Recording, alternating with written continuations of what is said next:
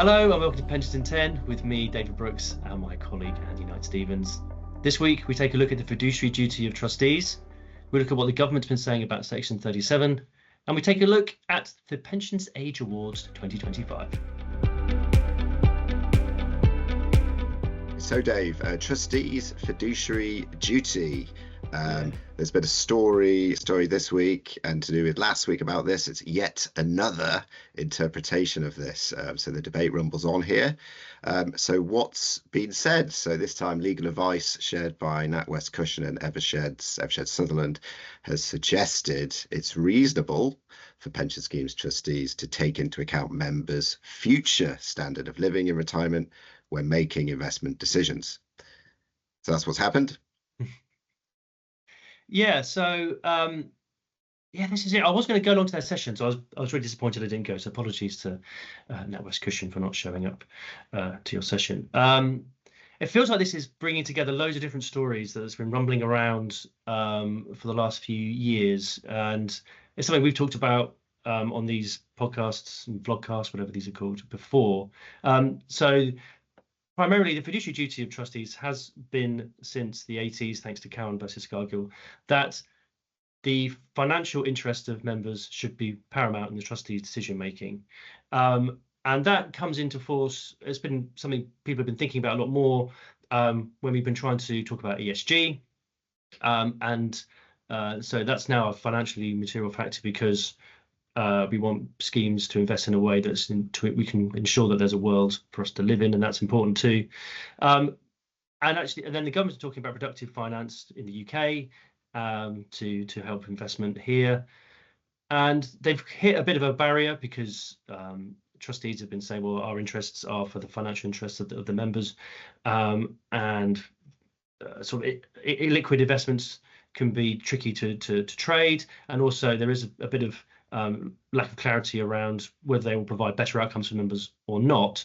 And so this legal opinion is sort of majoring in on the fact that you want a world that people can retire into that's actually going to give them a quality of life, and that's an important factor as well.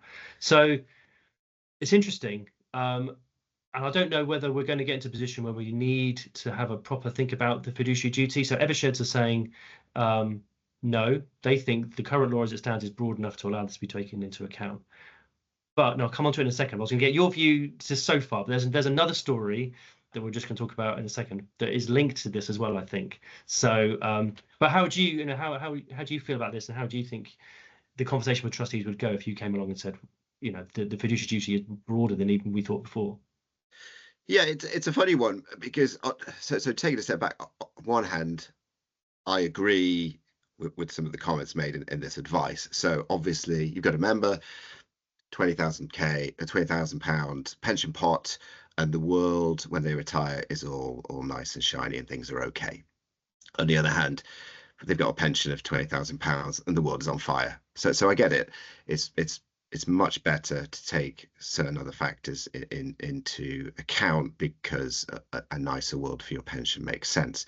However, I think it's difficult for trustees. I can imagine there's loads of trustees out there and say, oh, it's another view of fiduciary duty. And now I'm really confused. So what should we do?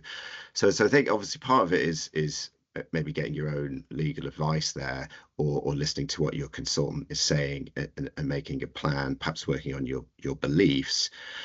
But I think, it's interesting. There's another view out there, but I think if the UK, with its productive finance and growth agenda, wants trustees to invest in a certain way, I think there needs to be more clarity. I think this just shows there's another opinion out there, but generally, I think trustees aren't fully sure.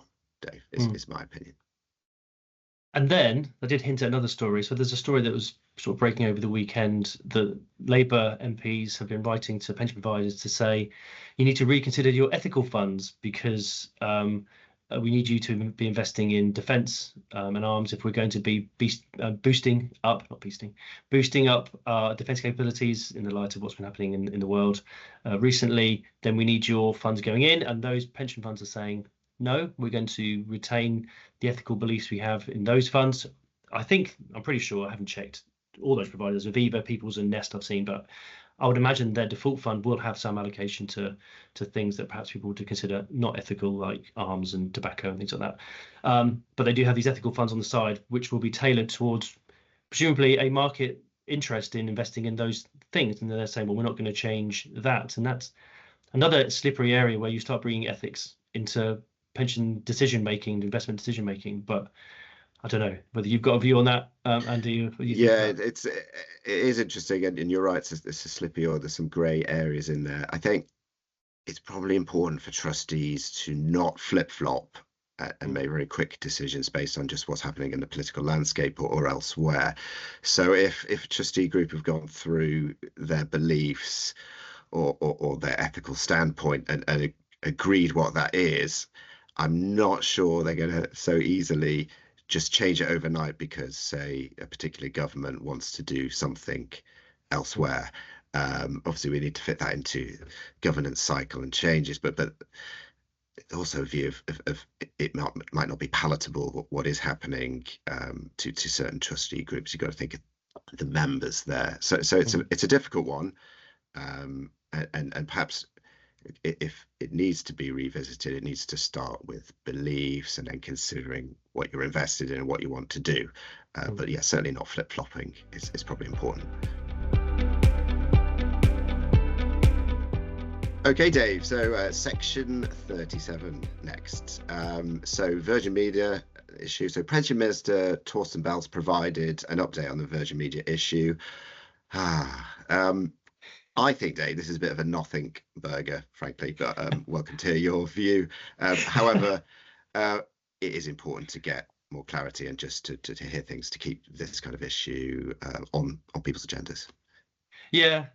Okay. So you're right. A nothing burger. I've never heard that before. So are they nice? Anyway, we'll come on to food. Maybe another podcast we'll do food and eating nothing burgers. So yes. So as you say, Torsten Bell has said that the DWP are actively considering their next steps and will update in due course, which is nice to hear for those of us that have been fretting about this for the last, feels like, year and a half or so. The court case was in 2023, so it must have been at least a year and a half. But it's nice to hear the government are considering it, because it's been rumours before that DWP are thinking about it, and even when we've had conversation with DWP and we've raised it, and they've kind of given us a look of like, no, we're not talking about that right now. And you go, okay, we'll move on, talk about something else, and that's fine. So we do need something to help us resolve this, because it's become a bit of a holding pattern for many schemes, just waiting for something to change the status quo. There is a bit of nervousness around what the government might do. So they might come up with an idea to resolve the issue, but it might not resolve it entirely perfectly for every scheme. They might inadvertently create Section 37 windows, depending on when the next valuation came along after the deed was done, which confirmed that the scheme met the reference scheme test or something like that. So it might create other problems. So I still think it's obviously one that trustees will have on their radar, but it feels like we're closer to an end. I won't say the end. We're closer to an end or something than the beginning. And as always, I guess clarity and closure on it, very important. But as you said, potential to open maybe another smaller rabbit hole off the existing hole. Yeah. Okay. Okay, you may be able to also detect a slightly smug smile on Andy and our faces, because we are incredibly proud of our admin teams, and we wouldn't usually use a Pensions in 10 to sing our own praises, but we're going to. So we have won the Administrator of the Year from the Pensions Age Awards 2025. Andy and I are not directly involved with administration in the sense that we don't do it. We help them, but we don't do it. But we are incredibly proud of those guys for winning this award, on the back of winning the Professional Pensions Survey Award 3 years running as well. So massive congratulations to those guys, to Gavin, who heads up that division, and everyone else involved. We're really chuffed to have won this, and it's great recognition of all the good work they've been doing over many years. So it's nice to finally get a winner's trophy on the cabinet. I'm sure we'll be doing a tour of the offices, so we'll get a chance to touch it and have our photos taken with it. But is that in the investment team? I'm sure you're all proud too, Andy. Yeah, this is fantastic news, and hopefully, if we win it 5 years in a row, we get to keep the trophy. I don't know if that will happen, but it's fantastic. The whole administration team is really good, and actually, you didn't talk about it as much, but there are some links to the investment team. So, a good administration team helps make a really good investment team. So there's less friction, in the process. You know that the team are on top of the bank account, is income coming in, what's going out, project forward to understand any member benefit payments, and so it helps your job. And our team's fantastic at that. And so there's all these other aspects to do with liquidity and speed of provision of payment data and amounts that you need to know. So really good investment team. And since I've joined Broadstone, the team is absolutely top drawer. So it's not a surprise to me that we've taken it. So hopefully this continue to be a great offering out there to clients. Yeah, fantastic. Okay, thanks to all the listeners and watchers. Dave, we'll see you next week. I won't, and it will be hopefully Cy from our investment team helping Dave along on the discussions. Bye-bye.